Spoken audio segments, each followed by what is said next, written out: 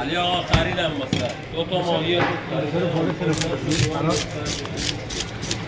شوره خیلی خوب داره توتی خوب داره سالمور خوب داره فرانسی خوب داره کفشک مهاجر آشه فاکتوری کلن شدش فاکتورش گرفتم 2 کیلو 700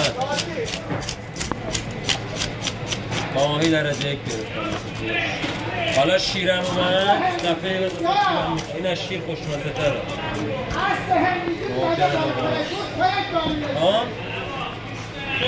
آره خود کرده مواکره تا خونه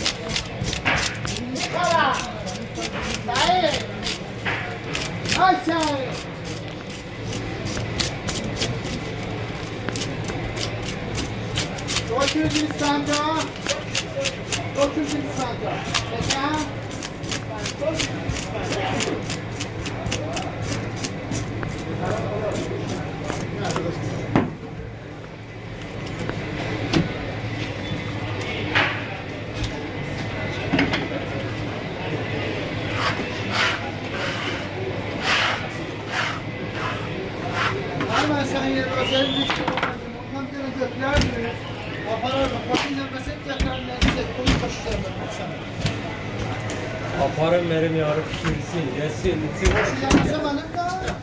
Ama sana ben nadir değil. Eyvah. Hiç müşterilerim böyle demem. Sen çünkü pazarda tanıyorum sizi, Hazreti Abbas'ı kadir edelim. Benim apartım. O zaman yaparım, sen de onunla. Sonra giderek konuşmasın yapar. Aliye yaparım. Yok, bana doğru sor, bana göndermedi. O sebeple kardeşimden gelmişti. He. Şirinler, ağa fakat yemiş ama. Şu şirin etsi, kalay kuruyu, kalay kuru. Evet.